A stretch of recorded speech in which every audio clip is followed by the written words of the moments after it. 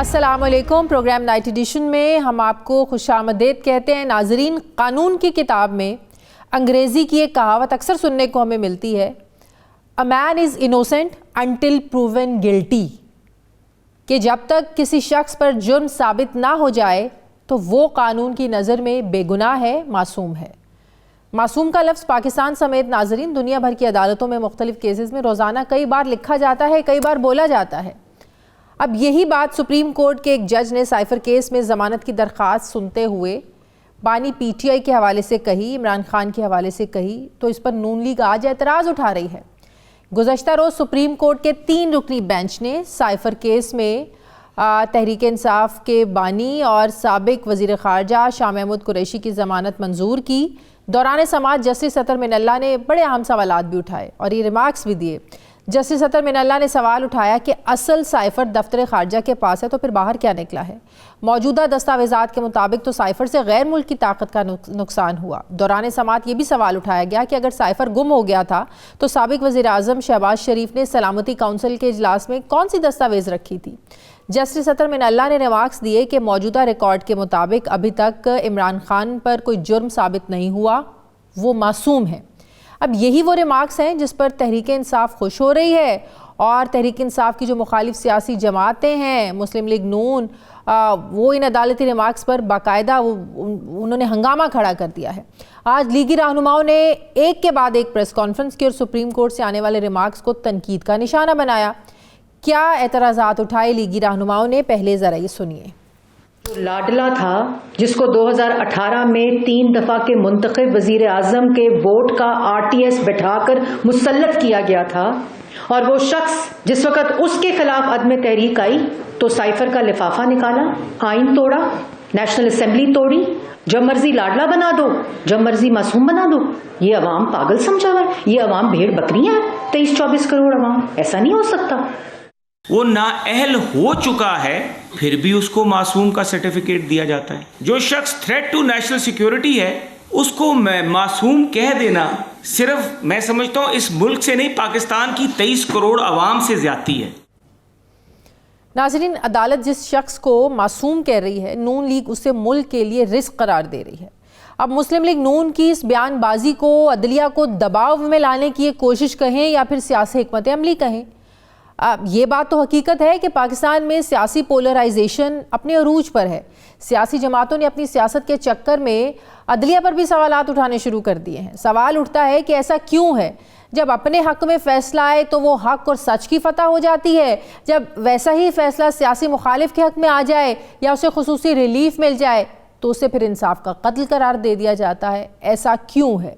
एक सवाल ये भी है कि क्या नून लीग साइफर केस पर तनकीद करके एक नया सियासी बयानिया बनाने की कोशिश कर रही है ताकि लोगों की जो नज़रें हैं वो नवाज शरीफ को अदालतों से मिलने वाला जो रिलीफ है उससे हट सकें? उस पर भी तो सवालात उठ रहे हैं। उस बारे में नून लीग का क्या ख्याल है? नाज़रीन, ज़ाहिरी बात है कि जब इलेक्शन सर पर हो सियासी जमातों को कोई ना कोई बयानिया तो चाहिए होता है।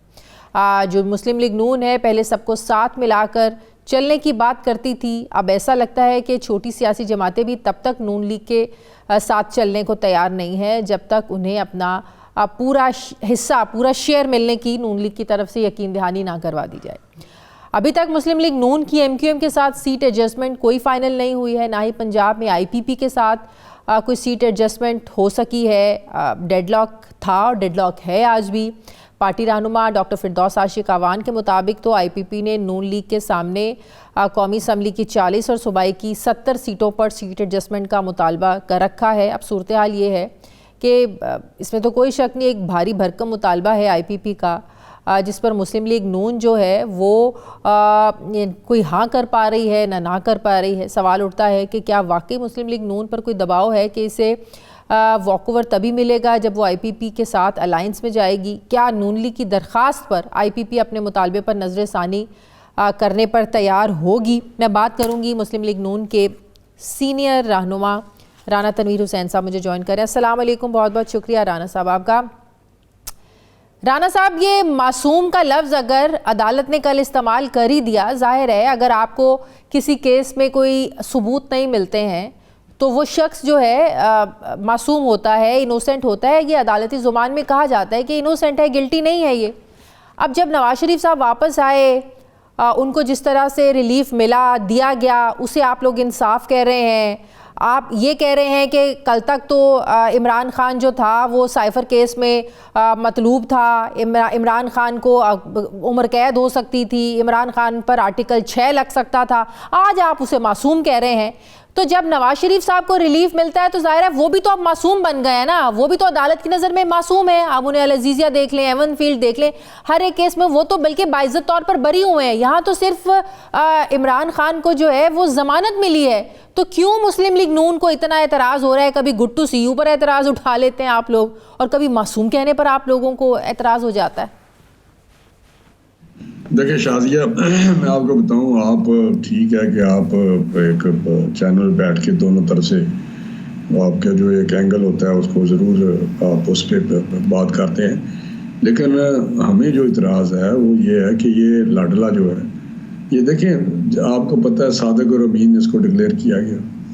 उस वक्त सादिक और अमीन का सर्टिफिकेट देना सुप्रीम कोर्ट ऑफ पाकिस्तान का, आप मुझे बताएं उसके क्या बेसिस थे? स्वैस के कि वो वाकई लाडला था और उसको कहना था, वरना कोई एक उसकी ज़िंदगी भर का मुझे बताएं सारा जो उसकी एक ज़िंदगी गुजरी थी हर एंगल से, चाहे वो फाइनेंशियल साइड हो, चाहे वो मॉरल साइड हो, उसका आपको पता है उसकी लाइफ किस तरह को, ताकि आर्मी चीफ ने भी कहा था ये प्ले बॉय रहा है। तो ये उसको कहना, फिर उसके बाद गुड टू सी कहना, गुड टू सी यू कहना, फिर उसके बाद अभी मासूम की बात करना। देखिए, कोई प्ले बॉय है, कोई प्ले बॉय नहीं है, ये हर इंसान का एक पर्सनल मैटर है, एक पर्सनल फेल है। आप किसी की जाती जिंदगी पर सवाल नहीं उठा सकते हैं। मैं उसकी जाती जिंदगी डिस्कस नहीं कर रहा, मैं तो सुप्रीम कोर्ट के उसकी वो जो सर्टिफिकेट है जो सादिक और अमीन का दिया, मैं उसकी बात कर रहा हूँ। उसको सर्टिफिकेट देना सादिक और अमीन, आप मुझे बताएं, बियॉन्ड एक बहुत, मैं तो हैरान था कि यार ये किस तरह के उस वक्त के चीफ जस्टिस है जो कहते हैं सादिक और अमीन है।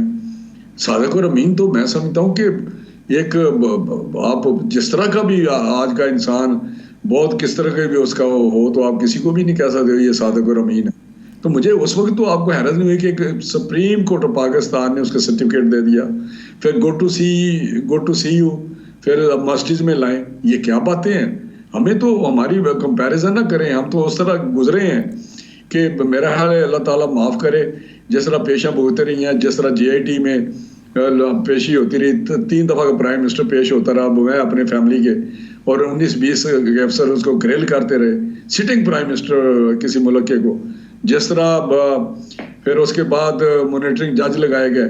तो फिर वो अभी सामने चीज़ें बातें आ रही हैं कि ये कहा गया कि हर सूरत रेफरेंस दायर करने हैं जिसका कोई सर पाँव नहीं है। तो ये बाकी जो मासूम वाली बात है उसमें सिर्फ आपके लिए गुजारिश करना चाहता हूँ, आपने जो कोट किया है कि जी prove to be guilty, everybody is innocent, every accused is innocent। मुझे ये बताएं, ये बेल स्टेज पे ये कभी नहीं कंसिडर होता?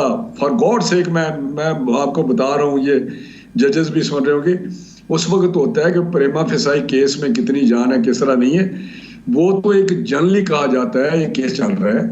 अगर आप कहें, जिस तरह मैं मिसाल देता हूँ कि तोशा खाना में उसको सजा हो गई है, ही वाज कन्विक्टेड, मासूम किस तरह हो गया कि एक तोशा खाना में उसकी चोरी पकड़ी गई और वो कन्विक्ट हो गया, जिसकी सजा भी सस्पेंड हुई है, और उसकी जो सस्पेंशन थी, यहाँ कन्विक्टेड लोगों को बरियत मिल जाती है, वो बाद में मासूम करार दे दिए जाते हैं, उन पर तो कोई सवाल नहीं उठाता।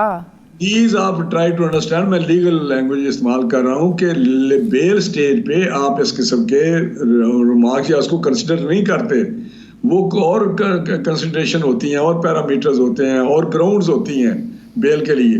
खैर, आप मैं तो लॉ की बात कर रहा हूँ, लेकिन ये कहना, लेकिन मुझे ये बताएं कि उसको तो बेल के लिए तो किसी कोई बंदा पकड़ा गया है, जिस तरह अगर वो तोशा खाना में इसको सजा ना हुई हो तो वो एक अक्यूज हो और एक 2, 3, 4, 5, 6 केसेस में भी हो तो वो कंटेस्ट कर सकता है इलेक्शन, क्योंकि वो उस वक्त तस्वर होगा कि ही इज नॉट कन्विक्टेड।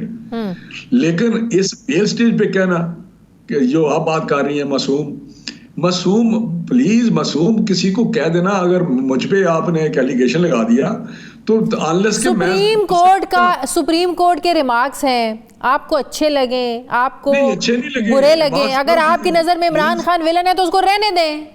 नहीं, ये आप मेरी बात ही नहीं समझ रहे। ओहो, मैंने कह रहा हूँ कि जो आपको इतराज है कि हमें क्यों इतराज हो रहा है, हम कहते हैं कि ये बेल स्टेज पे मासूम का लफ्ज नहीं इस्तेमाल हो सकता। ये कंसिडरेशन, ये ग्राउंड नहीं है, ये कोई कह नहीं सकता। ये तो ट्रायल होगा, उस वक्त पता चलेगा वो इनोसेंट है, मासूम है या वो। लेकिन कल जो जस्टिस सत्तर मिलना ने इजाफी नोट भी उन्होंने खास लिखा, फिर उन्होंने जो सवालात भी उठाए कि अगर साइफर गुम हो गया था तो शहबाज शरीफ साहब जब वज़ीर आज़म थे उन्होंने सलामती काउंसिल का इजलास फिर किन डॉक्यूमेंट्स पर बुलाया था। बड़े आम सवाल उठाए कल अतमीन अल्लाह साहब। ये बातें ट्रायल में आएंगी ना, वहां पे ट्रायल तो नहीं हो रहा था। ये तो जब ट्रायल कोर्ट है उसमें जब ये आएगी चीज बातें, तो इनका जो वकील है, वकील सफाई इमरान खान का, वो बात करेगा। ये जो ऑनरेबल जज साहब अतरम नल्ला साहब ने उठाए हैं पॉइंट, तो ये तो उस वक्त क्वेश्चन होंगे। ये वकील तो नहीं है उनके ना, वकील उठाएगा कि जी ये जो बातें उन्होंने की हैं कि वो प्राइम मिनिस्टर उस वक्त के थे, जो भी उन्होंने पॉइंट उठाए हैं, जो रिमार्क्स दिए हैं, जो क्वेश्चन किए हैं। तो आप जब ये बातें हम सुनते हैं तो हम हैरान होते हैं। बेल में तो बातें जो ग्राउंड्स होती हैं वो बयान करता है वकील, और अदालत उसको कंसिडर करती है कि ये ग्राउंड्स वैलिड है बेल के लिए, ग्राउंड्स आर इनफ कि मैं इसको बेल। अच्छा राना साहब जरा आगे बढ़ते हैं। ये मुल्क में क्या माहौल चल रहा है कि सिर्फ उसके कागजात नामजदगी रोके जा रहे हैं या छीने जा रहे हैं या जमा ही नहीं किए जा रहे हैं, जिनका ताल्लुक पीटीआई से है, जिनका ताल्लुक इमरान खान से है। ये क्या माहौल है? सिर्फ आपको लगता नहीं है कि जो उनका एक लेवल प्लेइंग फील्ड का जो मुतालबा था, अब तो प्रैक्टिकली ये चीज़ें साबित हो रही हैं। अब आप देखें परवेज़ इलाही साहब की जो अहलिया हैं, मोनिस इलाही साहब की जो वालदा हैं, जो चौधरी शुजात हुसैन साहब की बहन हैं, उनके कागजात नामजदगी उनके साथ मिसबिहेव किया गया, कागजात नामजदगी छीन लिए गए। लतीफ़ खोजा साहब की जो बहू हैं वो उनके कागजात नामजदगी जमा करवाने के लिए गई, उनको पकड़ लिया गया। ये क्या माहौल बन रहा है? क्या ऐसे इलेक्शंस को कोई इलेक्शंस कहेगा? किस चीज़ का डर है, किस चीज़ का खौफ है? ना कोई खौफ है, ना डर है, ना कोई ऐसी बात आप जो बयान कर रही हैं ऐसी है। ये सारी ऐसी किसी कहानियां हैं, इनका प्रोपेगेंडा है। सर वीडियोस मौजूद हैं जनाब। राना साहब ये बात ना करें। मेरे पास वीडियो को छोड़े, लेकिन 2018 का इलेक्शन था, हाँ। उसके आज जो एलिगेशन या जिस तरह इंप्रेशन दिया जा रहा है, कहीं ज्यादा उस वक्त हमने खुद इलेक्शन से गुजरे हैं।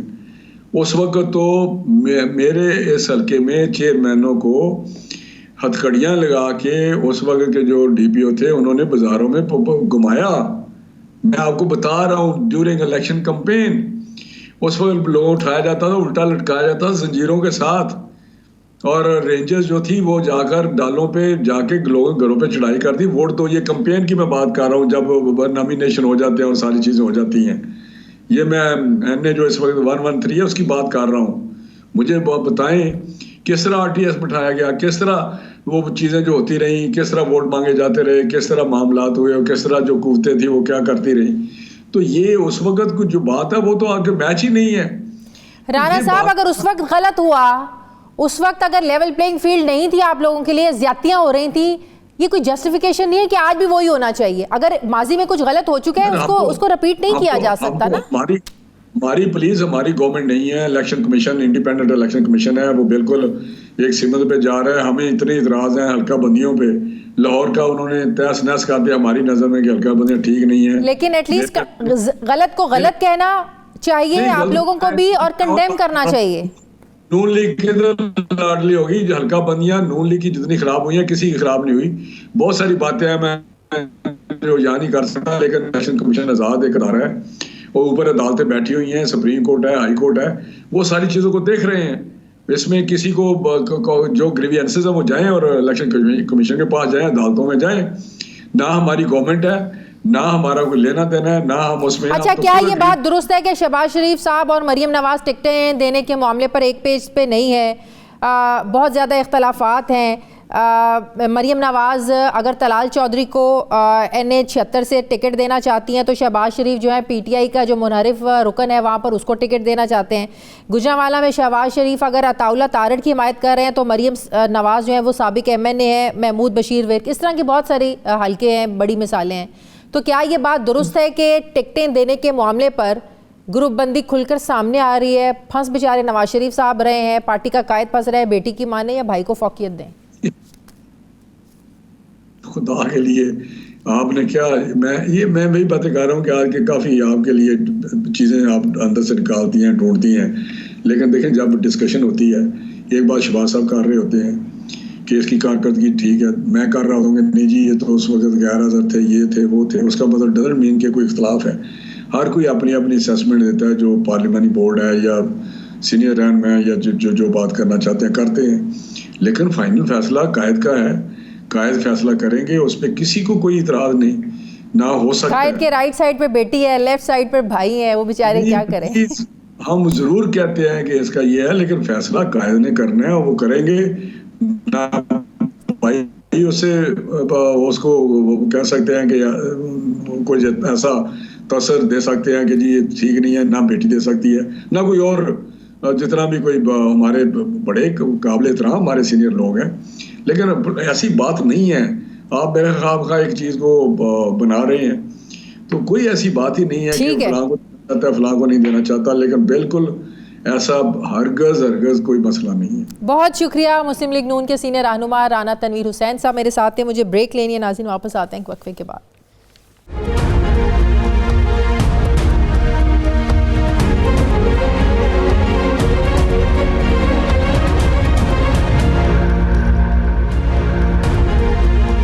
ब्रेक के बाद एक बार फिर से आपको खुशामदीद कहते हैं। नाजरीन, विकेट पर खड़ा करके इनिंग्स शुरू होने से पहले ही खिलाड़ियों से बल्ला छीन लिया गया है। माजी में ऐसी कोई मिसाल नहीं मिलती कि महज इंट्रा पार्टी इलेक्शंस को कलअदम करार देकर किसी से उसका इंतखाबी निशान छीना हो। अगरचे अभी हाई कोर्ट और सुप्रीम कोर्ट में अपीलों की गुंजाइश मौजूद है, लेकिन तहरीक इंसाफ को ये जो जंग है ये 13 जनवरी तक जीतना होगी, वरना इंतखाबी निशान अलॉट हो गए तो इस इलेक्शन में तहरीक इंसाफ के उम्मीदवारों को आज़ाद हैसियत में मुख्तलिफ इंतखाबी निशानात पर फिर इलेक्शन लड़ना होंगे। जिन इंट्रा पार्टी इलेक्शन की बुनियाद पर तहरीक इंसाफ का मुस्तकबिल मशकूक हुआ है, उस बारे में कुछ फैक्ट्स एंड फिगर्स मौजूद हैं। इसी साल जून में होने वाले मुस्लिम लीग नवाज़ के इंट्रा पार्टी इंतखाबात में तमाम अहम ओहदे शरीफ ख़ानदान में रहे, सिवाय एक सेक्रेटरी जनरल के ओहदा एहसन इकबाल साहब के पास आया। इन इलेक्शन में वोट पड़े, ना ही कोई उनके मद्दे मुकाबिल आया। पार्टी का अपना आइन ये इजाज़त देता है कि सदर अपनी मर्ज़ी से नायब सदूर, सूबाई सदूर और पार्टी के मरकज़ी मजलिस आमला और एग्जीक्यूटिव काउंसिल के अरकान खुद चुने। यानी ऊपर वाले जो ओहदे हैं ये बिला मुकाबला और बाकी वो ओहदेदारों की सवाबदीद है। ये है इंट्रा पार्टी इलेक्शंस की कहानी। पीपल्स पार्टी के 2021 के इंट्रा पार्टी इलेक्शंस महज खाना पूरी करते हुए बिला मुकाबला। 2017 में भी यही सब कुछ हाल था, सब ओहदेदार बिला मुकाबला मुंतखब हो गए, ना कोई वोट पड़ा, ना मुकाबले के लिए किसी की जुर्रत हुई कोई खड़ा हो जाए। फिर 2013 में तो उनके नाराज़ रुकन सफदर अब्बासी और नासिर अली शाह ने इंट्रा पार्टी इलेक्शन को बदनीयती पर मबनी करार देकर इलेक्शन कमीशन में ज़रूर चैलेंज किया था, लेकिन इलेक्शन कमीशन ने तब ऐसा कोई फ़ैसला नहीं दिया जैसी बाज़गश्त आजकल सुनी जा रही है। इंट्रा पार्टी इलेक्शन को 2002 में कानूनी शक्ल दी गई थी। इससे पहले ये होता था कि पार्टी अकाउंट्स के साथ रजिस्ट्रेशन करवाना होती थी, जो कि 1962 का कानून था, जिसे मोहतरमा बेनज़ीर भुट्टो ने चैलेंज किया और सुप्रीम कोर्ट ने फिर फैसला उनके हक में सुनाया था। अब सवाल यह है कि 2002 से अब तक जिन इंट्रा पार्टी इलेक्शंस को ख़ास अहमियत नहीं दी गई, तो क्या एक सियासी जमात के इलेक्शन को, इंट्रा पार्टी इलेक्शंस को कलअदम करार देकर इंतखाबी निशान वापस लेना, क्या ये मुनासिब फ़ैसला है? मौजूदा इलेक्शन कमीशन, जिस पर पहले ही जानिबदारी के इल्ज़ामात हैं, इसके हाथों एक मकबूल पार्टी के ख़िलाफ़ ऐसा फ़ैसला क्या इलेक्शन के नताइज को मतनाज़े बनाने जा रहा है?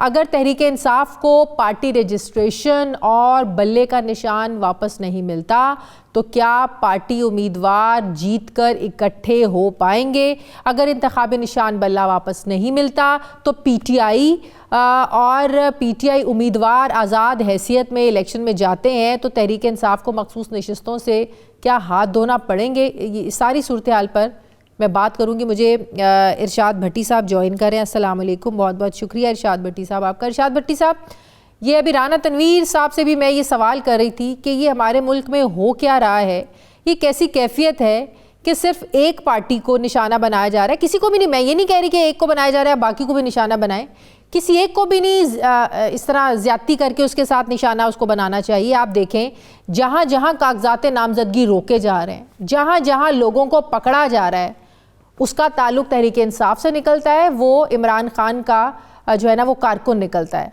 तो क्या ये हमें कहना चाहिए कि इलेक्शन से पहले ही आप लोगों ने इलेक्शन को मतनाज़े बना दिया? कौन मानेगा इन इलेक्शंस को? देखिए, आपने कहा कि माजी में ऐसी मिसाल नहीं मिलती, बिल्कुल नहीं मिलती। माजी में कभी भी किसी भी सियासी जमात के इलेक्शन कमीशन ने 2 मरतबा इंतखाबात का अदम करार नहीं दिए। माजी में कभी भी किसी इलेक्शन कमीशन ने 70 दिन फैसला रोके नहीं रखा किसी सियासी जमात का, उस पर बैठा नहीं रहा। शायद इलेक्शन के करीब आकर वो फैसला देना चाहता था, वरना जिस दिन फैसला महफूज हो गया था अगले दिन सुना दिया जाना चाहिए था। माजी में कभी भी किसी इलेक्शन कमीशन ने किसी high court, Peshawar high court के कहने पर दूसरा फैसला नहीं दिया, वरना हो सकता है वो कल भी ना देता। माजी में कभी भी किसी इलेक्शन कमीशन की तौहीन इलेक्शन कमीशन पर सियासतदान जेलों में नहीं गए। माजी में कभी भी किसी इलेक्शन कमीशन के बारे में सुप्रीम कोर्ट ने नहीं कहा कि आप 2 मरतबा कि आपने आइन तोड़ा, आप आइनी खिलाफ वर्जी के मुर्तकिब हुए और आपने जमहूरियत को पटड़ी से उतारा। माजी में कभी भी किसी इलेक्शन कमीशन के बारे में सुप्रीम कोर्ट ने यह नहीं कहा कि इलेक्शन कमीशन सब कुछ कर रहा है सिवाय अपने काम के। माजी में कभी किसी इलेक्शन कमीशन के बारे में सुप्रीम कोर्ट ने नहीं कहा कि आपने आइन को नए सिरे से लिखा। माजी में कभी भी सारी वकला तंजीमों ने इलेक्शन कमीशन पर अदम एतमाद का इजहार नहीं किया। सियासी पार्टियां तो करती रहती हैं, वकला तंजीमें जो उससे जो मुतासरा फरीक ही नहीं है वो अगर कहें कि चीफ इलेक्शन कमिश्नर साहब बहादुर इस्तीफा दें। माजी में कभी भी 2 सूबों के इलेक्शन पे छोड़ें, मरकज के इलेक्शन पर छोड़ें, 2 मरतबा आइन टूटने पर छोड़ें, कभी भी कोई ऐसा बेबस इलेक्शन कमीशन सामने नहीं आया कि जो इस्लामाबाद के 27 किलोमीटर वाले इस्लामाबाद का बल्दियाती इंतखाबात ना करवा सके, जो सिर्फ कराची के बल्दियाती इंतखाबात में धांधली ना रुकवा सके। माजी में कभी भी ऐसा इतना ओपन जानबदार इलेक्शन कमीशन नहीं आया। माजी में कभी भी इतनी 1 वे ट्रैफिक नहीं चली जितनी अब चल रही है। तो ये नया, ये जो है आज जो माजी बन रहा है, यानी जो कल गुजर गया, अब नया माजी लिखा जा रहा है, नया हाल लिखा जा रहा है, नया मुस्तकबिल लिखा जा रहा है। तो कहने का मकसद नहीं है तो यही बात, ये तो इलेक्शन मतनाज़े होने, तो क्या इलेक्शन मतनाज़े होने जा रहे हैं? क्या इस तरीके से तहरीक इंसाफ का रास्ता रोका जा रहा है, लोगों के कागजात नामजदगी छीन कर? अगर आप देखें, अभी मैं राना तनवीर हुसैन से भी ये कह रही थी कि जो चौधरी शुजात साहब की बहन है, परवेज़ इलाही साहब की अहलिया हैं, वो जमा करवाने जाती हैं, उन्हें पकड़ लिया जाता है, कागजात नामजदगी छीन लिए जाते हैं। फिर जो लतीफ़ खोसा साहब हैं, उनकी बहू उनके कागजात नामजदगी जमा करवाने जाती हैं, उनको पकड़ लिया जाता है, गिरफ्तार कर लिया जाता है। तो क्या आप इस इलेक्शन से इमरान खान का, तहरीक इंसाफ का इन तरीक़ों से रास्ता रोक सकते हैं? देखिए, पाकिस्तान वो बदनसीब मुल्क है, हम वो बदनसीब कौम हैं जहाँ कभी भी इलेक्शन शफाफ नहीं हुए। और अब तो शफाफ छोड़िए, शरीफ व शफाफ होने जा रहे हैं, जो एक साथ लग गया है। शफाफ तो छोड़ दीजिए। दूसरी बात यह है कि हमारे ये सारे के सारे, जिन 2 मरतबा आपने राना तनवीर साहब का आपने जिक्र किया, ये सारे के सारे कभी अपनी गलतियों से नहीं सीखते, माजी से नहीं सीखते। आज ये बगलें बजा रहे हैं, खुश हो रहे हैं और भंगड़े डाल मिसालें दे रहे थे कि हमारे साथ भी 2018 में ऐसे हुआ था, हमारे चेयरमैन को पकड़ा जाता था, चेयरमैनों को पकड़ा जाता था, उन्हें उल्टा लटकाया जाता था, उन्हें पकड़ लिया जाता था, अंदर कर दिया जाता था। मतलब कि वो कहने की कोशिश कर रहे हैं, ये जस्टिफिकेशन देते हैं कि कल अगर गलत हुआ, आज भी वो गलत होना चाहिए। इससे तो मुझे वो लोग ज्यादा अच्छे लगते हैं जो आज कहते हैं कि आज ठीक हो रहा है। ये बात जो कान को घुमाकर पकड़ते हैं लोग, जो मुनाफिकत करते हैं, उनसे तो ये अच्छे हैं कि जो कहते हैं ठीक हो रहा है जो होना था। देखिए, यहां तक तो आप और मैं दोनों मुत्तफिक हैं कि 9 मई के किसी मुल्ज़म और मुजरम को कोई सियासत का हक भी नहीं होना चाहिए जब तक उसका फैसला नहीं होता। बिल्कुल। तो ये मुल्क की आज भी सबसे बड़ी जमात है, ये मुल्क की आज भी सबसे ज्यादा यूथ की जमात है, ये आज भी वो जो इनका वोट बैंक है वो सबसे ज्यादा है। अब आप क्या चाहते हैं कि तहरीक इंसाफ खत्म कर दें, इलेक्शन से निकाल दें? नहीं सर, ये हो नहीं सकता। अब भुट्टो साहब को फांसी चढ़ा दिया गया, 10-11 साल ज़ियाउल हक साहब रहे, उसके बाद पीपल्स पार्टी आ गई। अगर आप नवाज शरीफ साहब डील करके जद्दा चले गए, सारे लोगों ने कहा कि ये डील कर गया, ढील कर गया, अब तो ये वापसी नहीं होगी। वो जद्दा से लंदन पहुंचे, लंदन से पाकिस्तान आए और फिर बन गए। इस मरतबा वो पनामा लीक्स पर रंगे हाथों पकड़े गए, लेकिन और वो सही केसेस थे। मैं आज भी कहता हूं कि शर्मनाक तरीके से जिस तरह से आज की अदालतों ने उन्हें रिलीफ दिया, भोंडे तरीके से, मज़ का केस तरीके से, लेकिन आ गए, आप नहीं कर सके। तो ये वक्त, थोड़े से वक्त की बात है, 2 साल, 3 साल, 4 साल, 5 साल, फिर वही होगा। अगर बल्ले का निशान, अगर सुप्रीम कोर्ट से भी, सुप्रीम कोर्ट में एक और फैसला, यही मैं, अगर सुप्रीम कोर्ट से भी बल्ले का निशान पीटीआई को नहीं मिलता है, लोग वोट बल्ले की अहमियत है, इमरान खान की अहमियत है, निशान नहीं भी मिलता, क्या इमरान खान का वोट रुक जाएगा भट्टी साहब? नहीं, बल्ले के बिना फर्क पड़ेगा। अच्छा। देखिए, आपने इंटरव्यूज चला लिए, मानिका साहब और उनके नौकरों तक के इंटरव्यू चल गए, कोई फर्क नहीं पड़ा। आपने तोशा खाना, अलकादर, साइफर, बाकी सारे केसेस, 200 के करीब केसेस हैं इमरान खान पर, वो चल गए, कोई फ़र्क नहीं पड़ा। वोट बैंक पे कोई हमारी शायद हमारे यहाँ असूल, मंतक, इखलाकियात की कोई अहमियत नहीं, शायद हमारे यहाँ लोग इस चीज़ को तवज्जो नहीं देते। आप छोड़ दीजिए इस बहस को, ये दूसरी बहस है, कोई फ़र्क नहीं पड़ा। पार्टी तितर बितर हो गई, उस पार्टी से इस्तेकाम पाकिस्तान पार्टी बन गई, और उस पार्टी से परवेज़ खटक ग्रुप निकल गया, और उस पार्टी से बाप निकल गई, MQM निकल गया, इलेक्टेबल्स निकल गया, कोई फ़र्क नहीं पड़ा। आज मज़े की बात यह है कि जिनके पास प्लेइंग फील्ड है उनके पास जीतने वाली टीम नहीं है, जिनके पास जीतने वाली टीम है उनके पास प्लेइंग फील्ड नहीं है, जिनके पास उम्मीदवार है उनके पास वोटर नहीं है, जिनके पास वोटर है उनके पास उम्मीदवार नहीं है, और इलेक्शन मौजूद है मगर इलेक्शन माहौल गैर मौजूद है। तो मज़े की बात यह है कि वोट बैंक पे फ़र्क नहीं पड़ा। वोट बैंक पे किस तरह फ़र्क पड़ सकता है? एक है बल्ले का इंतखाबी निशान डेफिनेटली फ़र्क डालेगा, उसके बाद आप हो जाएंगे आज़ाद। इसके साथ आपने खुद भी अपने इंट्रो में कहा कि खवातीन की नशिस्तें, सेनेट की नशिस्तों पर फर्क पड़ेगा। इसके जो तरीके इंसाफ का अगर वोटर निकल आया, यूथ निकल आई, खवातीन निकल आई, जो राना तनवीर की पार्टी को सबसे बड़ा और बाकी पार्टियों को सबसे बड़ा खौफ है कि तरीके इंसाफ का खवातीन या यूथ निकल आई, 5 करोड़ जो वोटर हैं, जो 2 करोड़ स्पेशली नए, उनकी अक्सरियत निकल आई, तो फिर अगर बल्ला हुआ तो फिर तो उनको प्रॉब्लम ही कोई नहीं होगी, एक तरह से वोट डालते। बल्ला ना हुआ तो फिर उम्मीदवारों पे जाएंगे। सही। और फर्क पड़ेगा मगर इतना ज्यादा नहीं पड़ेगा। मेरा ख्याल है जहां हम सियासत पहुंच चुकी, अगर वोटर निकला तो कोई ज्यादा फर्क नहीं पड़ेगा। सही। आखिरी सवाल, IPP का, नून लीग का, इन दोनों जमातों का पंजाब में एक दूसरे के साथ, इरशाद भट्टी साहब, इत्तेहाद कितना ज़रूरी है? IPP की डिमांड्स बढ़ना शुरू हो गई हैं। IPP चाहती है कि उन्हें पंजाब से 70 सीटें और कौमी असम्बली से 40 सीटें दी जाए, 110 वो सीटें मांग रहे हैं। नून लीग कहती है अगर आप 110 से 0 हटा दें तो वो हमारे लिए काबिल कबूल है। ये इत्तेहाद कितना ज़रूरी है? पंजाब ही वो वाहिद सूबा है जो जीत का रास्ता लेकर जाता है, इस्लामाबाद तक इक़्तिदार का रास्ता यहीं से निकलता है, तो कितना ज़रूरी है ये इत्तेहाद? जी बिल्कुल, आपने ठीक कहा। पंजाब पाकिस्तानी सियासत का पानीपत है। जो पंजाब की 141 सीटों से जीतता है वही दिल्ली, इस्लामाबाद पर, जो दिल्ली मुत्तहिदा हिंदुस्तान की दिल्ली थी, अब इस्लामाबाद है, उस पर झंडे गाड़ेगा, कोई शक नहीं है। लेकिन पहली बात यह है कि इस्तेकाम पाकिस्तान पार्टी को कोई क्यों वोट देगा? हाँ। परवेज़ खटक ग्रुप को कोई क्यों वोट देगा अगर फेयर इलेक्शन हो, जहांगीर तरीन अपनी सीट हार जाए? दूसरी बात यह कि मुझे समझ नहीं आती, अगर मैं मुस्लिम लीग नून का हूं और अगर मेरे साथ ये मैं VIP हूं और अगर मेरा महबूब कायद नवाज शरीफ आज वज़ीर-ए-आज़म के प्रोटोकॉल इंजॉय कर रहे हैं, उनके सारे केसेस ख़त्म हो रहे हैं, उनकी नाअहली के लिए इश्तिहार छप गए हैं कि आएँ, अगर कोई मुतासरा अफरीक है तो सुप्रीम कोर्ट में रजू करे, तो अगर मेरा ये इतना ट्रैक और चौथी मरतबा वज़ीर-ए-आज़म बनने जा रहा हूं तो मैं 8-10 सीटों से ज्यादा क्यों तवज्जो दूंगा? यानी मैं अगर उनको 70 सीटें वो दूं और एमपीए की सीटें दूं और फिर मैं पंजाब जो मुस्लिम लीग नून की हैसियत से मैं बड़ा सेंटी हूं, मैंने वो खुद रखनी है, मरियम को देनी है या शहबाज शरीफ को देनी है, तो फिर वो तो उसमें दावेदार बन जाएंगे, अलीम खान साहब भी और भी। तो सीटें कुछ चंद एक एडजस्टमेंट वो कर लेंगे मुस्लिम लीग नून वाले, लेकिन कोई बहुत ज्यादा नहीं करेंगे और इस्तेकाम पाकिस्तान पार्टी को बहुत कुछ नहीं मिलेगा। ठीक है, बहुत बहुत शुक्रिया, बहुत शुक्रिया। इरशाद भट्टी साहब मेरे साथ थे। मुझे ब्रेक लेनी है, वापस आते हैं एक वक्फे के बाद।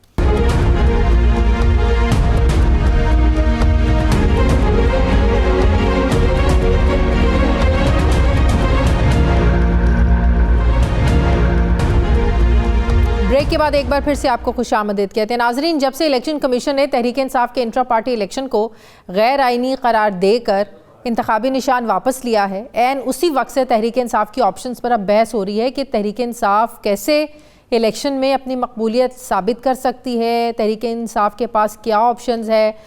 3 ऑप्शंस पर बात हो रही है तहरीक इंसाफ की। पहली ऑप्शन ये है कि तहरीक इंसाफ आला अदलिया का दरवाज़ा खटखटाए और इंट्रा पार्टी इलेक्शन को लीगल साबित करवाकर अपना जो इंतखाबी निशान है बल्ला वो वापस ले और बल्ले के निशान पर ही पार्टी टिकट्स बांट कर इलेक्शन लड़ें, तो इसके खातिर खा नताइज हासिल हो सकते हैं पीटीआई को। दूसरा ऑप्शन ये है कि अपने तमाम उम्मीदवारों की निशानदेही कर दे और उन्हें आज़ाद हैसियत में इलेक्शन लड़ने दे। ऐसे में उनके तमाम उम्मीदवारों के पास मुख्तलिफ इंतखाबी निशानात होंगे जो वोटर्स के लिए ज़ाहिर एक कन्फ्यूजन भी पैदा हो सकती है। तीसरी ऑप्शन की जो बात हो रही है वो ये है कि अगर बल्ला ना भी मिले तो किसी दूसरे मगर एक ही इंतखाबी निशान पर इलेक्शन लड़ना मकसूद हो तो वो किसी छोटी सियासी जमात के साथ इत्तेहाद करके उनके इंतखाबी निशान को अपनाते हुए इंतखाबी मैदान में उतरें। इससे अगरचे उनके पास बल्ले का निशान तो नहीं होगा, लेकिन पूरे मुल्क में वो अपने वोटर्स को एक इंतखाबी निशान पर मोहर लगाने का कह तो सकते हैं। तो सवाल यहाँ ये पैदा होता है कि क्या तहरीक इंसाफ इंतखाबी मैदान में रहने के लिए कौन से ऑप्शन की सीढ़ी इस्तेमाल कर सकती है और कानूनी तौर पर क्या ऑप्शंस हैं तहरीक इंसाफ के पास। मैं बात करूँगी कंवर दिलशाद साहब, साबिक सेक्रेटरी इलेक्शन कमीशन मुझे ज्वाइन कर रहे हैं। अस्सलाम वालेकुम, बहुत बहुत शुक्रिया कंवर दिलशाद साहब आपका। कंवर दिलशाद साहब, सबसे पहले तो ये बताइएगा कि इस पर भी बात हो रही है कि डायरेक्ट जो है तहरीक इंसाफ सुप्रीम कोर्ट जा सकती है या जाना चाहिए। कुछ माहिरीन ये कह रहे हैं कि नहीं, हाई कोर्ट से होकर ही आपको सुप्रीम कोर्ट जाना पड़ेगा। शुरू तौर पर बात यह है कि तहरीक इंसाफ का जो सिंबल जो है जिस पर इलेक्शन के पाकिस्तान ने बड़ा अहम फैसला दिया है, उसकी कमजोरियां जो है, अगर ये तहरीक इंसाफ भी अपनी कमजोरियों को भी देखे। मैंने वो सारा जजमेंट 11 सूफे का पढ़ा है इलेक्शन कमीशन पाकिस्तान की तरफ से जो आया है। इनमें तमाम का तमाम जो इलेक्शन कमीशन ने कहा कि हमने जो फैसला किया है वो हमने इनकी पार्टी के दस्तूर के को मद्देनजर रखते हुए किया। इन्होंने अपने ही दस्तूर की खिलाफवर्जी की है। उसके दस्तूर में कहाँ लिखा हुआ है कि चीफ इलेक्शन कमीशन जो है पार्टी का, वो आप उसको हटा दें, बरतरफ कर दें। इसमें कहाँ लिखा हुआ है? उसमें लिखा 5 साल के लिए होगा, नेशनल कौंसिल उसको हटाएगी, जबकि मौजूदा सिस्टम में इनके नेशनल कौंसिल का वजूद ही नहीं है।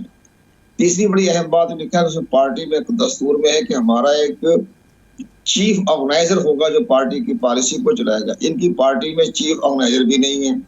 तीसरा उन्होंने ये लिखा है कि जनाब अपना सेक्शन आर्टिकल सेक्शन 9 है उनके, उसके मुताबिक कहा गया है कि जनाब हमारा जो पार्टी 20 जून 2022 के बाद इस पार्टी के इंतखाबात ही नहीं हुए, इस पार्टी का कोई सरबराही नहीं है। तीसरी बड़ी बात हमने ये लिखी है कि जनाब अभी तक जो बड़ी अहम बात लिखी है कि असद उमर जो है अभी तक पार्टी का सेक्रेटरी जनरल है, उसका इस्तीफा रिकॉर्ड में नहीं है। उसका इस्तीफा मंजूर होने के कोई भी हमें डॉक्यूमेंट नहीं दिखाए। इसके बाद ये भी लिखा उमर अयूब जो है वो उसके का नोटिफिकेशन के बारे में भी कोई इतला नहीं है, किसने बनाया उसको सेक्रेटरी जनरल उमर अयूब साहब, वो भी कोई जिक्र नहीं। इस हालात को देखते हुए बहरहाल फैसला करेगी हाई कोर्ट। हाई कोर्ट के फैसले के बाद ठीक है, अभी हाई कोर्ट पे हम आते हैं। मुझे ये बताएं कंवर दिलशाद साहब, ये सारे आपने जो इलेक्शन कमीशन ने अपने फैसले में जो वजूहात लिखी कि ये भी नहीं है, ये काउंसिल नहीं है, फला नहीं है, फला नहीं है, अगर ये इतने सीरियस कंसर्न थे इलेक्शन कमीशन के इनके इंतखाबात को लेकर जो पहले भी कलअदम करार दिए, तो 70 दिन जो फैसला इन्होंने महफूज रखा, फैसला अगर आप 70 दिन महफूज ना रखते और वो सुना देते तो क्या इन 2.5 महीनों में ये सारे काम हो नहीं सकते थे?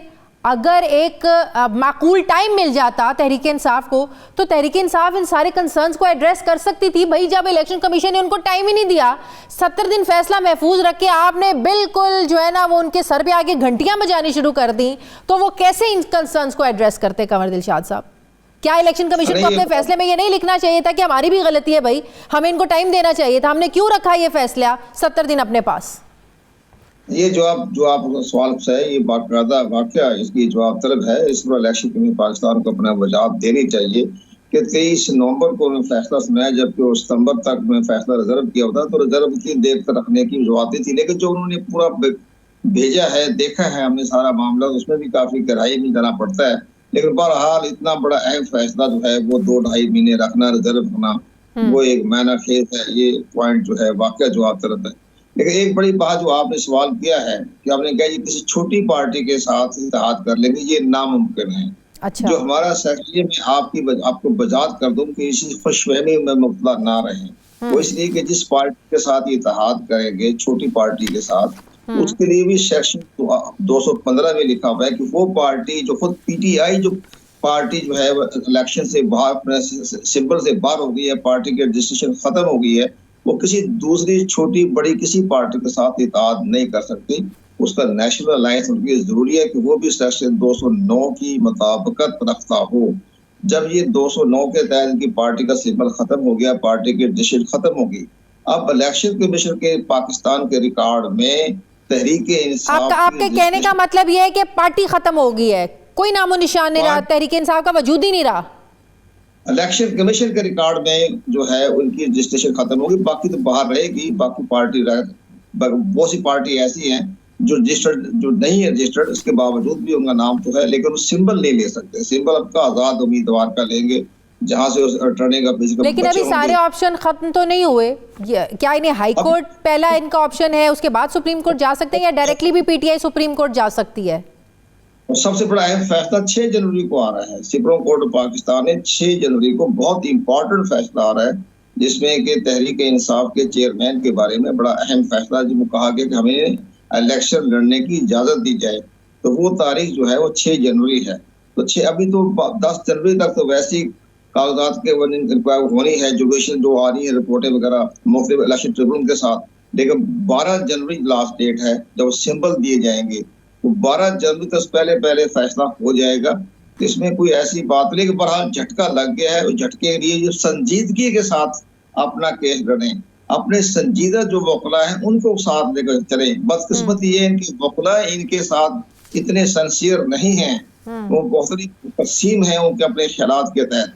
अपने वकला की टीम लेके आए। मतलब कि अगर हाई कोर्ट और सुप्रीम कोर्ट से भी रिलीफ नहीं मिलता और इलेक्शन कमीशन का जो फैसला है वो बरकरार रहता है, तो फिर सही मानों में पीटीआई की जो पार्टी रजिस्ट्रेशन है इलेक्शन कमीशन में वो भी मनसूख समझी जाए और फिर कोई दूसरा इंतखाबी निशान भी इनको अलॉट नहीं हो सकता। तब मेरा अपना ख्याल ये कि इतनी बात नहीं जाएगी। अच्छा। अगर सही तरीके से अपना केस को फाइट करें तो मुमकिन है कि जितना सुप्रीम कोर्ट बाकी पार्टियों को दे रही है, बड़े बड़े इनको भी सहूलतें दे रही हैं, तो मुमकिन है कि इलेक्शन कमीशन पाकिस्तान के इस फैसले के बारे में भी कोई मशरूत कोई इस तरीके से फैसला आ जाए और ये इंतखाबात में हिस्सा ले सकें। या भी लेकिन अपनी टीम अच्छी लेके आए वकला की। जब अभी जो इलेक्शन कमीशन के सामने पेश हुए वो कोई इन्होंने सही दलाइल नहीं दिए, बल्कि ये कहा जी हाँ हमारा ये हमसे ये भी गलती हो गई है। अब अपनी गलतियां तस्लीम करते रहे, जिससे इलेक्शन कमीशन पाकिस्तान को इनके बारे में फैसला करने में बड़ी आसानी होगी।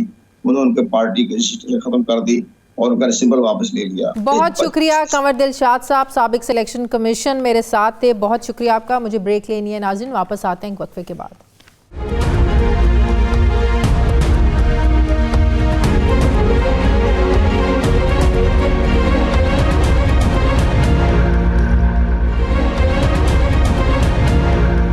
ब्रेक के बाद एक बार फिर से आपको खुशामदीद कहते हैं नाजरीन। पाकिस्तान में ख्वाजा सराओं को वो जायज़ मकाम और वो हुकूक हासिल नहीं हैं जिसके वो हकदार हैं, जिसके वो मुस्तहिक हैं। इन्हें यहाँ हर शोबे में हमेशा सेकंड सिटीज़न यानी दूसरे दर्जे का शहरी मानकर हमेशा धुतकारा ही जाता है। कुछ अर्सा पहले ख्वाजा सराओं की जिन्स के तयन को लेकर पाकिस्तान में एक शदीद तनाज़ा भी खड़ा हुआ। एक तबके का ये ख्याल था कि ख्वाजा सरा अज़ खुद जिन्स नहीं चुन सकते हैं, इन्हें जिन्स के तयन का अगर इख्तियार दिया गया तो इसका मिसयूज़ बढ़ जाएगा। जबकि ख्वाजा सराओं का ये मानना था कि हमारी जिन्स का फ़ैसला कोई और करे, ये हमें काबिल कबूल नहीं है। इस बहस से पहले ख्वाजा सरा कम्यूनिटी के पास शनाख्ती कार्ड की सहूलत भी नहीं थी। फिर एक चीफ जस्टिस की मुदाखलत से उन्हें शनाख्त मिली। आज 21वीं सदी और दौर जदीद के पाकिस्तान में मुख्तलिफ़ इदारों में ख्वाजा सराओं की मुलाजमत का कोटा तो रखा जाता है, मगर इन्हें मुलाजमत पर महज इसलिए नहीं रखा जाता कि इदारे की नेकनामी या इमेज पर कोई हर्फ ना आए, बल्कि ख्वाजा सराओं की फलाह के पाकिस्तान में कानून तो हैं बल्कि मगर उस पर अमल दरामद नहीं है। इसकी सबसे बड़ी वजह हमारा सो कॉल्ड इज़्ज़तदार मुआशरा है, जिनको ये तो कबूल है कि ख्वाजा सरा मांग तांग कर अपनी ज़िंदगी गुजारें या फिर मेकअप करके डांस पार्टियों का हिस्सा बन के अपना ख़र्चा चलाएं, अपनी रोज़मर्रा ज़िंदगी की जो मामूलात हैं उनको चलाएं, लेकिन ये कबूल नहीं है कि वो हमारे साथ कोई मुलाजमत कर सकें। मगर अब ऐसे नहीं होगा, क्योंकि अब इलेक्शन होंगे और इन इलेक्शंस में ख्वाजा सरा ख़ुद अपनी तकदीर का फ़ैसला करेंगे। अब वो पाकिस्तानी मुआशरे को ये बताएंगे कि अपने हुकूक की जंग कैसे लड़ी जाती है। वो पाकिस्तान को ये बताएंगे कि आज तक उनके साथ सोसाइटी के किस किस रूप में ज़्यादतियाँ हुई और उनकी हक तलफियाँ की जाती रहीं। वो ये बताएंगे कि ख्वाजा सरा सिर्फ नाच गाना या मांगने के लिए नहीं बने, बल्कि वो मुल्की क़वानीन के लिए भी उतने ही अहल हैं जितना कोई दूसरा आम शहरी है। वो ये बताएंगे कि उनकी पाकिस्तानी शहरियत भी उतनी ही अहम है जितनी आम शहरियों की है। वो पाकिस्तान को ये बताना चाहते हैं कि ताने कसने वाले मुआशरों में अपनी आवाज़ कैसे उठाई जाती है, और वो उठाएंगे। वो पाकिस्तान को ये बताएंगे कि अब ऐवान इक़्तिदार और कानून साज असम्बलियों के दरबान उनका रास्ता रोकना भी चाहें तो नहीं रोक सकेंगे। लेकिन ये सब कुछ तब मुमकिन होगा जब ख्वाजा सरा अवाम से वोट हासिल करेंगे।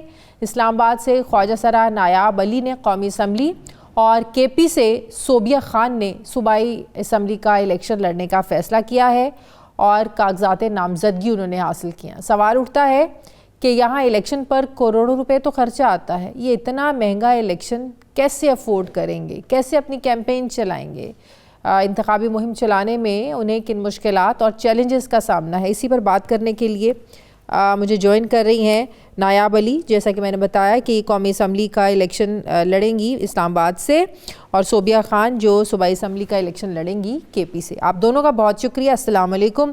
सबसे पहले आपसे शुरू करती हूँ नायाब साहिबा। जैसे कि मैंने पहले कहा कि इलेक्शन कैंपेन चलाने के लिए तो करोड़ों रुपया चाहिए, उसके बगैर तो हमारे मुल्क का इलेक्शन कैंपेन चल ही नहीं सकती है। आपको खिलाना पड़ता है, लगाना पड़ता है, कैंपेन के लिए बहुत खर्चा करना पड़ता है। आप लोग कैसे अपनी कैंपेन कर रहे हैं?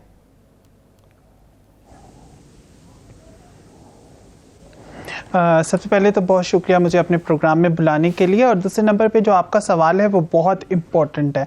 मैं उसको वो आपने हमारे इस मुआशरे की अक्कासी की, जो कि मुआशरे के अंदर एक मिथ पाया जाता है कि शायद इलेक्शन के ऊपर करोड़ों अरबों रुपया लगता है। मैं इस बात से डिनाई नहीं करती, लेकिन जब आवाम के अंदर सियासी शऊर हो, आवाम तक पहुँचने के आपके पास मुख्तलिफ ज़रिए और रिसोर्सेज हों, तो आप बहुत स्मार्ट तरीके से कैंपेन कर सकेंगे। तो हमारा जो पूरा कैंपेन प्लान तैयार है, social media is a free tool. आपके अल्फाज में ताकत होनी चाहिए और आप अपना जो मैसेज है वो आवाम तक पहुंचा सकें। तो हम हमारी चूँकि ख्वाजा सरा कम्युनिटी हमारी सबसे ज़्यादा आवाम के साथ एक्सेस है, क्योंकि आप हमें सड़कों पे देखते हैं, हमें गली मोहल्लों में देखते हैं, अपनी शादी के मौके पर, अपनी खुशी के मौके पर, अपने घरों में देखते हैं। तो हमारे लिए बहुत आसान है, क्योंकि हम चेहरों से लोगों से वाकिफ है और हम अपना पैगाम बड़ी आसानी से पहुंचा सकेंगे। तो हमें कोई डर नहीं है कि हमारे पास पैसे नहीं है तो हम अपनी कैंपेन नहीं कर सकेंगे। And you will see a biggest turn out in terms of voting for. लेकिन ये बताइएगा कि आपको क्या उम्मीद है कि आप लोग जो हैं, आप लोगों की जो ख्वाजा सराओं की जो कम्युनिटी है, वहीं से आपको वोट मिलेंगे क्या? हमारी आपसे मैं सवाल कर रही हूँ सोबिया साहिबा कि क्या हमारी आम आवाम में इतना शऊर है, वो क्यों आप लोगों को वोट देंगे? वो तो वोट उसको देंगे जिसमें उनको फ़ायदा नज़र आएगा, जो कैंडिडेट उनके लिए काम करेगा। आम तासुर तो यही है कि जो आप लोगों को वोट देगा उसको आप लोगों से क्या फ़ायदा होगा? आप लोग तो अपनी कम्युनिटी के लिए काम करेंगे, आप तो लोग तो अपने हुकूक के लिए आवाज़ उठाएंगे। तो जहां आप कैंपेन करने जा रहे हैं तो लोगों का रवैया कैसा है आप लोगों के साथ? Thank you so much. बड़ी मेहरबानी आपने कि आपने प्रोग्राम में हमें टाइम दिया। जिस तरह आपने सवाल किए कि लोग आप पे कैसे तरीके से आपको वोट देंगे, मैं खैबर पख्तूनख्वा की पहली ट्रांसजेंडर जर्नलिस्ट हूँ। इसके अलावा मैं अपने घर में अपने माँ बाप के साथ रहती हूँ। हल्के के हवाले से बात की जाए तो ये हल्के का इलेक्शन है, तो अल्हम्दुलिल्लाह जितने जहाँ पर मैं रहती हूँ वहाँ के लोग मुझे बहुत ज़्यादा सपोर्ट कर रहे हैं। मुझे उम्मीद है कि क्योंकि जो फैमिली है, मेरे मेम्बर्स है, जो मेरे इलाके के लोग हैं, वो मुझ पर प्राउड महसूस करें कि आप इस बार हमारे हल्के के लिए लड़े। तो इंशाल्लाह मेरे हल्के के जितने लोग हैं वो मुझे वोट देंगे और उनके वोट को किस हल्के से आप इलेक्शन लड़ रही हैं और आपके मध्य मुकाबिल कौन है? मेरे मध्य मुकाबले में सारी पार्टियां आ चुकी है मैदान में। आज भी मैंने पेशावर हाई कोर्ट में रेड किया था, इस वजह से कि हमारी कम्युनिटी को भी मखसूस नशिस्त दिया जाए। अगर हम बात करते हैं, लोग कहते हैं कि आपको वोट देना है, जब हम इलेक्शन में आते हैं तो फिर वो लोग हमें जनरल सीट पे रखते हैं। अगर हम बात करें तो हमारे साथ डिसेबल लोग जो होते हैं, अक़लियत लोग होते हैं, ख़वातीन होते हैं, उनको रिजर्व सीट पे रखा जाता है। आपको अगर कोई वोट देगा तो वो आपकी कम्युनिटी से देगा, क्योंकि जाहिर है इससे आप लोगों की कम्युनिटी और ज्यादा स्ट्रांग होगी। एक आम शहरी, एक आम आदमी, आपको क्या लगता है वो क्यों आपको वोट देगा? बेसिकली अगर हम, आपने बहुत अच्छा सवाल किया मैडम। हम हल्का PK 81 से मैं लड़ रही हूँ। जिस तरह मैंने आपको बात की कि PK 81 के जितने लोग हैं वो मुझे सपोर्ट कर रहे हैं। मुझे अगर सपोर्ट ना करते तो मैं सिलेक्शन के लिए खड़ी ना होती। अल्हम्दुलिल्लाह सपोर्ट मिल रहा है, इस वजह से मैं खड़ी हूँ। बात जो है वो ट्रांसजेंडर की है। अगर मेरी शनाख्त पे लोग मुझे वोट नहीं देंगे तो मैं तो इंसान तो हूँ ना, इंसान के लिहाज से तो वो मुझे वोट लाजमी देंगे, क्योंकि मैं अपने इलाके के लिए मैंने बहुत ज़्यादा खिदमत की, उनके लिए मैंने बहुत ज्यादा काम किए। लेकिन गिला इस वक्त मुझे इस बात पे भी हो रहा है कि इलेक्शन कमीशन ने अक़लियत के लिए, डिसेबल के लिए, खवातीन के लिए, सबके लिए रिजर्व सीट रखी है, मखसूस नशिस्त रखी है। नायाब आप मुझे बताइएगा, नहीं रखी। ठीक है नायाब आप मुझे बताइएगा, जब आप कैंपेन करने जाती हैं, जाहिर है एक स्लोगन होता है, आपका एक मंशूर होता है, आप अगर किसी को कन्विंस कर रही हैं कि कोई आपको वोट दे तो आपको कोई क्यों वोट दे? आपका स्लोगन क्या है? आपका नारा क्या है? मैं कहती हूँ ये ऐसा एक स्टिग्मा एसोसिएट कर दिया है हमारे साथ कि अगर ख्वाजा सरा आगे आएंगे तो वो ख्वाजा सरा के लिए काम करेंगे। ऐसा मर्दों और औरतों के लिए नहीं होता। अगर ख़वातीन आती हैं तो अगर कोई जनरल सीट के ऊपर, तो उनका भी जो नुमाइंदगी होती है वो अपने कॉन्स्टिट्यूंसी की हल्के की कर रही होती हैं। तो हमारा जो मंशूर है, जो स्पेशली मैं इस्लामाबाद की बात करूँ, मैं जिस हल्के से लड़ रही हूँ, तो मेरा हल्के के मसाइल के ऊपर फोकस है। मैं आपको चंद एक मसाइल सिर्फ गिनवाना चाहती हूँ। जब भी मैं अपने हल्के में जाती हूँ, हम इस्लामाबाद को उस हल्के के अंदर हमने, मेरा हल्का, जी मेरा हल्का जो कौमी हल्का है, उसका नंबर है NA 46 और 47। मैंने 2 हल्कों से अपने कागजाती नामजदगी जमा करवाए हैं और उसका मकसद ये था कि जब ये हल्का बंदियां हुई थी तो हल्का बंदियों में जिन हमने 5 साल काम किया है, इन हल्कों के अंदर 5 साल काम करके अवाम के साथ अवाम के मसाइल को उजागर किया है। उसमें सिर्फ ख्वाजा सरा के मसाइल नहीं है। इस्लामाबाद को आपको तो बड़ा एक कंट्री नजर, एक शहर नजर आता है जिसकी बड़ी रिफाइंड शक्ल आपके सामने आती है, लेकिन इस्लामाबाद के मसाइल जो अगर मैं बताना शुरू करूं, it's a long list. Islamabad में कच्ची बस्तियां हैं जिनको मस्मार किया जा रहा है। जी मेरे हल्के के जो मसाइल हैं मैं आपको वही बता रही हूँ कि हमारे हल्के में कच्ची बस्तियां बहुत ज़्यादा हैं। इस्लामाबाद के अंदर सिर्फ सेक्टर्स नहीं हैं, इस्लामाबाद में कच्ची बस्तियां जो कि आबाई इलाके हैं लोगों के, जो कि गांव हैं, और वहाँ पे उनको मस्मार किया जा रहा है और उनको उसका कोई अल्टरनेटिव नहीं दिया जा रहा। बिल्कुल बिल्कुल सही। सोबिया, आप क्यों इलेक्शन लड़ना चाहती हैं? आपके जिस हल्के से आप लड़ना चाहती हैं वहाँ पर क्या मसाइल हैं? किस चीज़ ने मजबूर किया आपको कि आपको इलेक्शन लड़ना चाहिए? वैसे कि खैबर पख्तूनख्वा में अगर हम बात करें तो रोज़मर्रा की बुनियाद पर हमारी के साथ हरासमेंट्स होती है, बहुत से वाक़यात रोज़ बरोज़ आपको पता चलते कि मीडिया के रेफरेंस से होती हैं। अगर हम हेल्थ की बात करें तो हेल्थ में हमारी जो कम्युनिटी उनको वो जगह नहीं मिलती जिस तरह हमारे मर्द या ख़वातीन को जो उनको कोई मसला हो जाता है वहाँ पर वो वार्ड में जाकर अपनी इलाज कर लेते हैं। अगर मैं अपने हल्के के हवाले से बात करूँ तो मसला ये है कि मैं अपने हल्के के लिए काम करना चाहती हूँ, क्योंकि अल्हम्दुलिल्लाह मैंने अपने हल्के में लोगों के लिए मैंने पुलिस थाने उनके साथ गई, उनके मसलों पे मैंने बातें की, उनसे मेरी जो बात होती है मैं लोगों तक पहुंचाती हूं। तो मंशूर ये है कि सिविल सोसाइटी तो हमेशा की तरह ये समझती है कि ट्रांसजेंडर सिर्फ नाच गाना करती है, वो कुछ नहीं कर सकती।